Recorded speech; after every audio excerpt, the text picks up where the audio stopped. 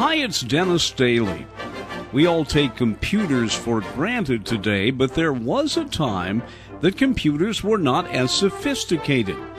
I went to the computer show at the Los Angeles Convention Center back in the late 90s and went to the IBM booth, and boy, did I learn a lot of things.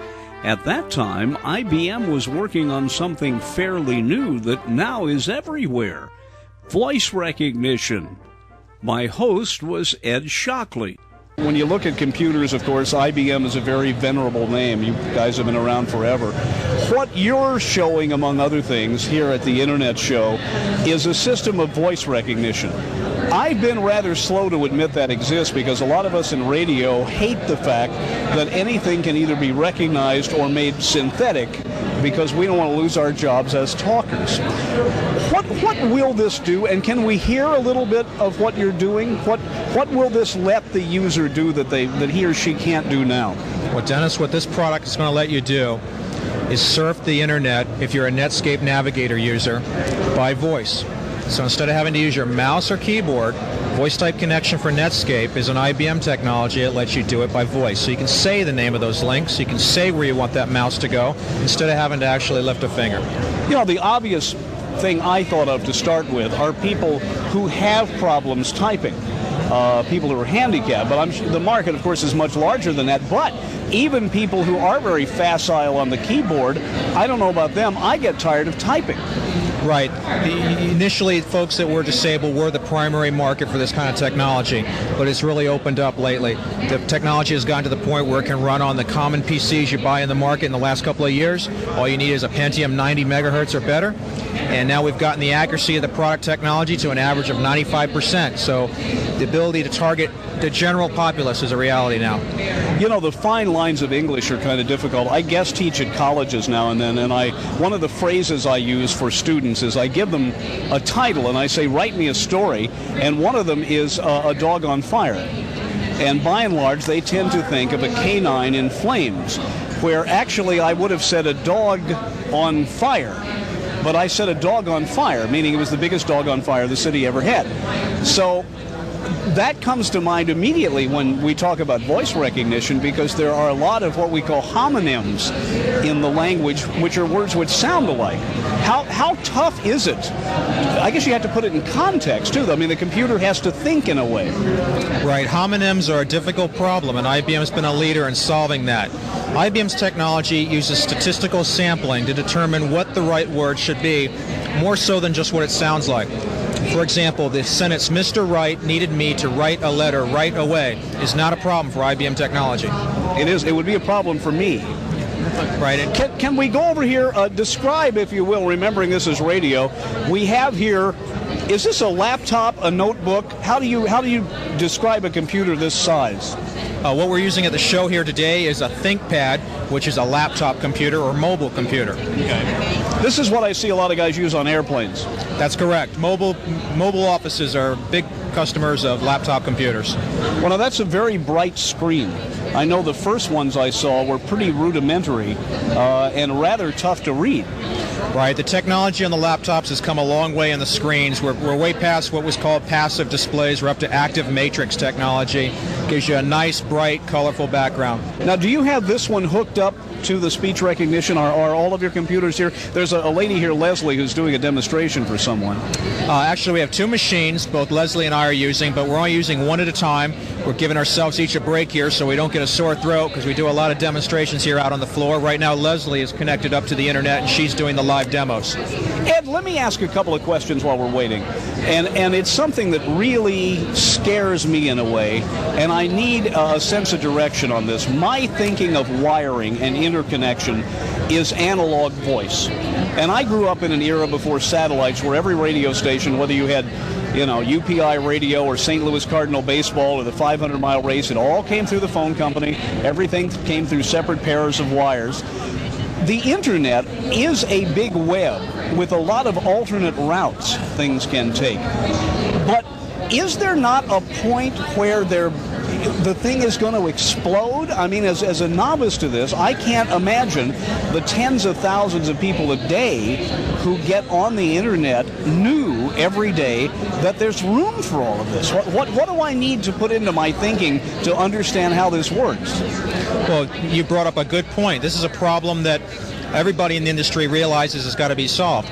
Today we actually have hundreds of millions of users on the internet, but conceivably we're going to reach 1 billion users on the internet, and there's a lot of things that are going to have to happen to make that possible. Hardware interconnectivity is one of them. Faster modems, more reliable connections, and the ability to reach point-to-point anywhere in the world. We got to get reliable connections worldwide, point-to-point. But also some of the technology we're showing here, the ability to make it easier, fun, and more productive. We know to bring the users who are coming into this environment who are not computer users and are not techno folks to enjoy getting on the internet and want to get on this medium. I think there are really two types of people. There are the people in my generation, many of whom are great at this, but some of us are scared of it. Some of us see it as all of a sudden forming a larger gap between ourselves and our children who know how to run rings around us, and, you know, we don't know how to control what they're doing. But the young people who are growing up today are taking to this just as a young kid is able to learn language because they haven't been taught it's difficult. That's right. Most of the children today are picking up this stuff very early in school. It's becoming second nature to them, and they're feeling right at home with the technology. So it's a case of being familiar with the technology, understanding it, not having a fear of it is creating that kind of a view. But the kind of technologies we're trying to bring to the internet, like speech recognition, hopefully will embrace everybody, all generations. You know, you're going to have to get deeper and deeper into that because there's not standard English also, or pronunciation. No, there's not standard English or dialects, but our technology handles the different dialects, whether you're in Boston or the south of Alabama or you're a Valley girl right here in California, we can handle it and adapt to it.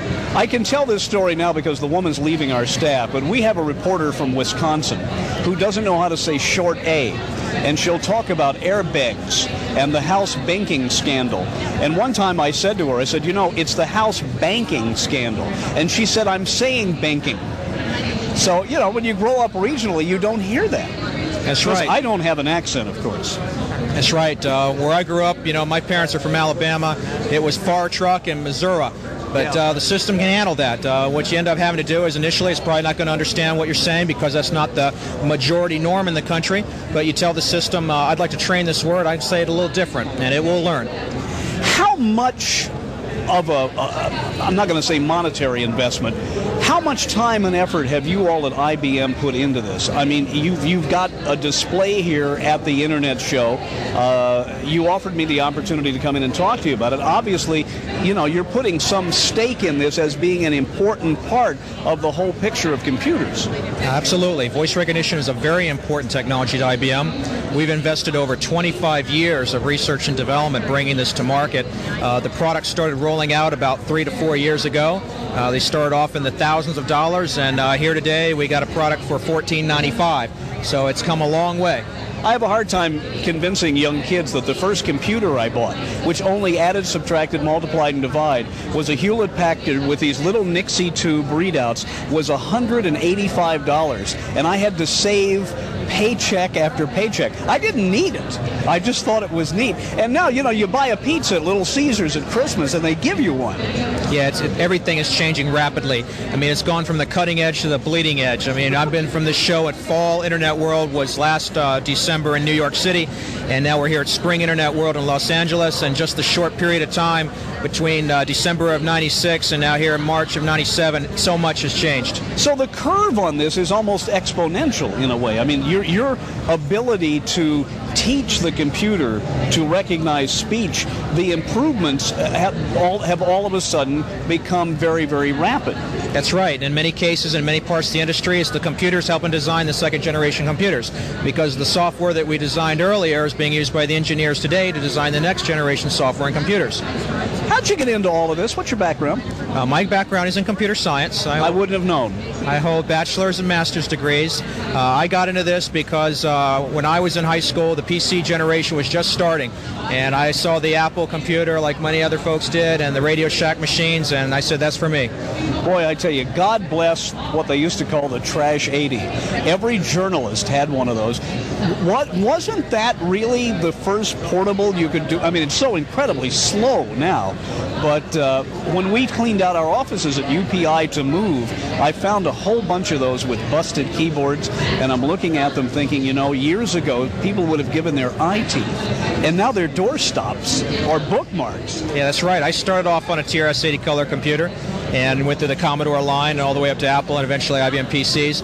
It's amazing. One of the problems that we got to deal with the industry is technology obsolescence. You know, for at a certain point, consumers are not going to put up with what we went through in the automotive industry in the 50s, where you have to upgrade every year. How can you really get a straight answer so that you don't overbuy, but yet you don't buy something so Spartan that you can't upgrade it? It's a tough call, and one of the things you got to rely on a lot is finding a reputable dealer who's willing to work with you. I mean, even though some folks might think that some of the superstores are just go in, buy, and leave, you actually can find some very reputable folks working there who are very knowledgeable and will help you make the right decision. It's in their best interest because they're going to want you to come back and buy those upgrades from them and buy that software from them. I really recommend you invest the time to work with the local retailer. The funniest thing I think happened to me in computers is I had an old 8086, and I wanted to get a larger hard drive and upgrade it to 20 megabushels of hard drive. And my roommate was a computer person, and the thing comes in the mail, and he's futzing with it and doing this and doing that. And I said, Todd, don't you just plug it in? And I'm used to component systems, right? He said, no, you see, you have to tell it what it is, and tell it what you want it to do, and tell it where you're sticking it. And I'm saying, you know, can't you just order stuff? But boy, even though people are learning, is that not one of the frustrations of people who are new into computers, doing what we would call setup? Yeah, setup of the computer hardware has been a big problem, and it's been a big barrier to getting more widespread adoption.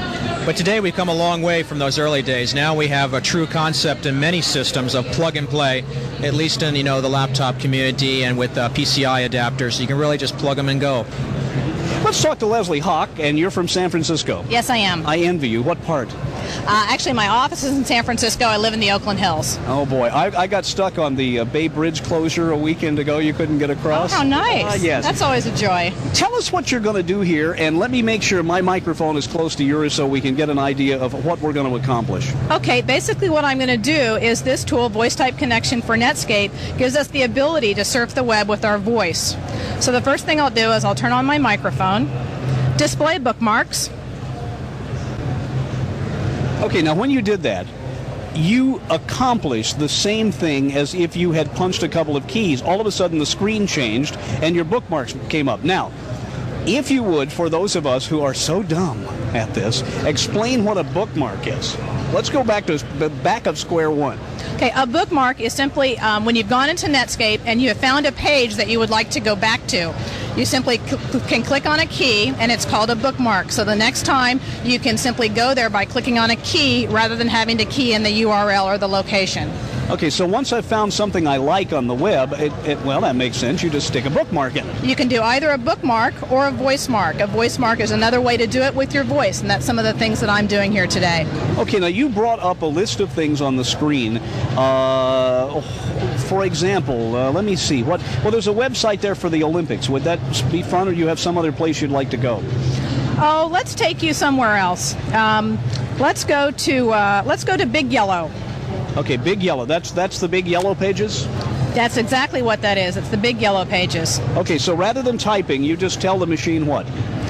Take me to Big Yellow. Take me to Big Yellow. And all of a sudden, we're at Big Yellow. It goes out to the net, and it looks for the Big Yellow, and it brings it up. And I can now, if you'll notice, there are a lot of words that are in green, and those are things that you would normally do with a left click or an enter key. So now I can simply speak those. Well, for example. okay. I was going to suggest, I just moved across the U.S. Okay. Could we find a moving company of van lines, or am I moving the wrong direction here? Well, actually, what we can do is restricted by what's on that web page. Okay. So, for example, you could go to an automotive or something like that. But let's go back to the voice type homepage and let me show you some. Okay, sure. I'm putting the cart before the horse here. So, take me to voice type. Now we have the things that are suitable for the voice type page. Now I can say, take me to Developers Corner. And there you are.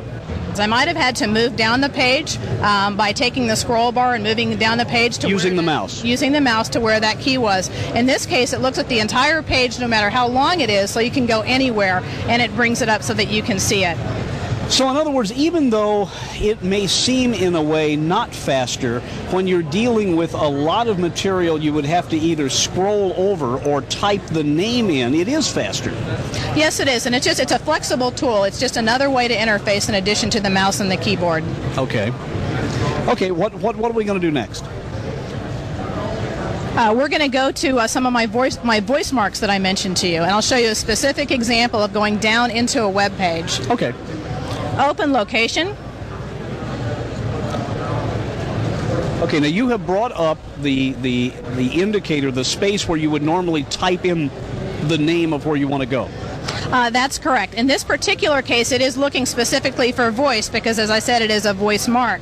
So what I'll do is I'll go to the middle of a Yahoo page where we have an IBM stock quote. As you can see, that's one of the things that I can say. Now let me ask one question, and that is, if you back out of that, if I say go to whatever it was you said, will it recognize my voice, or is it sensitive to yours? In this particular case, because of the noise that we have here at Internet World, I did train it. It is command and control, so typically training is not required. But yes, I did train it. But for example, if you weren't concerned about making it that specific because of filtering out the other noise, all members of one family, unless one of them sounded like Bela Lugosi, could probably use it. Typically, yes. And if not, it's very simple for each person to maintain their own voice model. You can have many voice models on a given machine.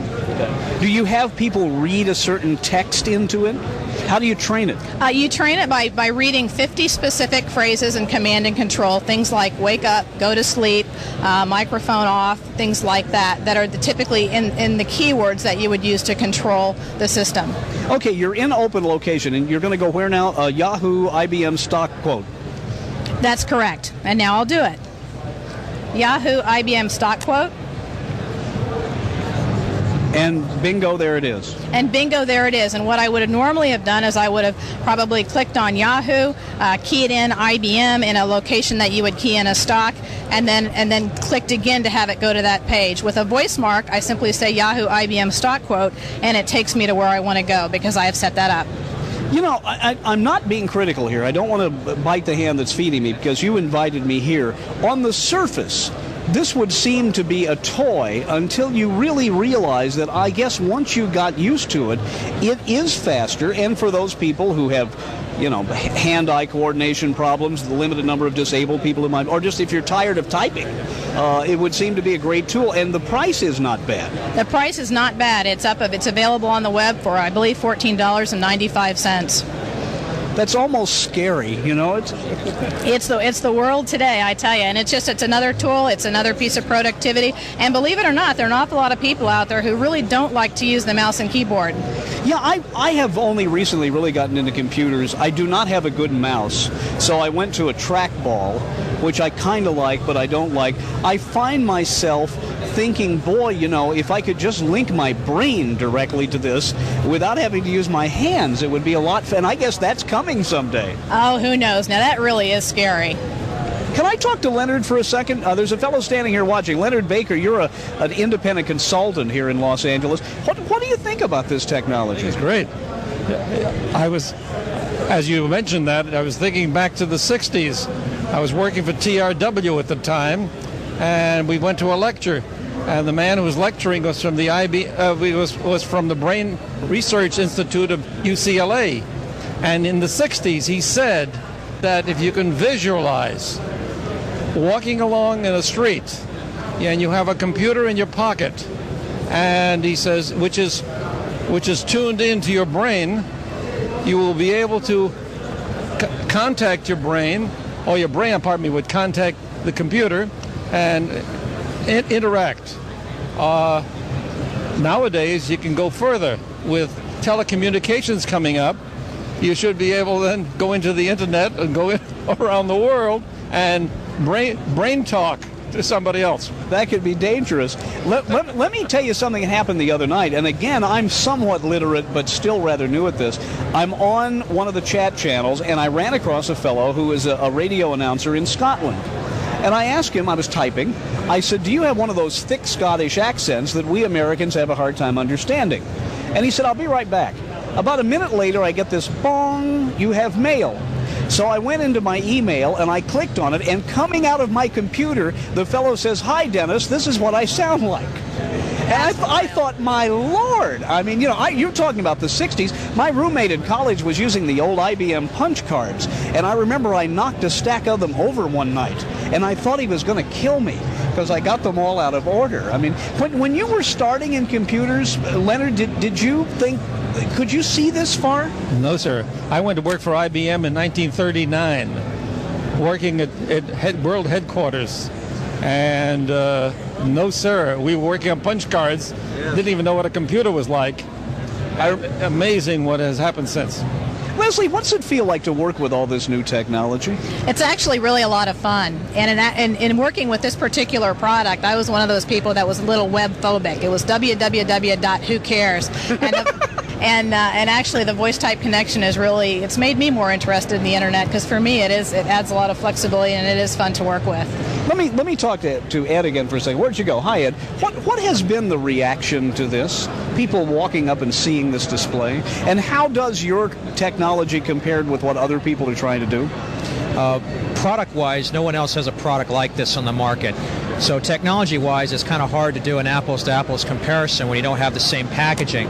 But the reaction we've had at the stage has been, wow, gee whiz, can you really do that? Is it rigged? Who's behind the stage? Have you met Ed Leonard Baker over there? No, he just told me he joined IBM in 1939. And he was comparing, you ought to talk to him. He was talking about the technology. Where do you go next with this? Leslie and I were saying, the next thing is hook it into your brain. You don't even have to talk. Well, the next stage for the technology, after we start bringing the speech into most of the mainstream apps, is to start heading for the Holy Grail, which is speaking continuously without having to pause. Wow, amazing. This week we're in a packed house here at the Los Angeles Convention Center. It is the Spring Internet Show. For the first two-thirds of this program, we talked to some of the young people at IBM. They're working on a new technology where you simply talk to your computer instead of typing to it. Now we are joined again by Leonard Baker. He started out with IBM back in 1939 and has a great story to tell about the evolution of computers. I wanted to ask Leonard about the fact that I had been having trouble getting anybody to do American montage in the computer world who could speak English, and by that I meant they were so steeped in computer jargon and // colon / and all that kind of stuff. They really didn't understand what I needed and how far back of square one that I really am. I was asking Leonard about the fact that seems to be a point of difficulty, that quite often people who know their business have a hard time explaining it. My feeling has always been that if you cannot understand an aspect of what you're trying to learn, in effect, someone else has had a problem. In other words, the teacher is at fault. In other words, either the manual that you're reading or the person that's instructing you or whatever it is, it needs to be made more user-friendly. I think user-friendly is very much the word there. It is as odd sometimes as the instructions on how to program your videotape machine that unfortunately were translated over from Japanese, and sometimes they don't make sense. Many years ago, we had the situation where the users needed to be able to communicate, in effect, what they wanted to do, and the technical people needed to know the detail. This created the need for a systems analyst as differentiated from a programmer. This is years ago. And the systems analyst was the one who was tuned in to the user, able to communicate with the user, and able to communicate with the programmer, in effect, what the specifications were for the work. The programmer then would put it together. The programmers didn't like the arrangement. they were professionals and they felt they could handle it all. Some could. Most of them couldn't. There's where your problem is. In a way, wasn't the internet started basically for people at a certain level to exchange their information? Yeah. But it was above what we would call the consumer level. It was started entirely by technical people for technical people, and has converted into a popular form. But originally, it was only for technical people. Let's go back to 1939 when you joined IBM. We were not in war yet, but I guess a lot of people saw it coming at that point. Where was the technology then? Can you give us some example of I guess there really was no computer as such, No, was there? No. What we had at that time was punch card accounting. There were there were IBM and Remington Rand at that time. Both produced machines which read the cards, the punched hole cards, and the data coming from them. And the programming that was done at that time was done on plug boards, which were similar to these PBX boards. You plug the wires in. Looked like a telephone switchboard. Telephone switchboard. And in effect, then you run the cards through with the data. Going through this maze of wires, out would come a report. What was it, all just little switches and things? All tube type, obviously. Or were there transistors yet? No. There were two different methods. See, the whole thing started really it started way back in the Census Bureau. And then I think it was in the somewhere after 1910, where in the Census Bureau they realized there's got to be a better way to accumulate data instead of doing it manually as they were doing it. So they came up with the idea of punching holes in cards. And this is how the whole thing started. They took the cards and then would put them in what looked like a waffle iron. And when you close the waffle iron, when the pins went through the holes in the card, contact was made, and there was a recording of data.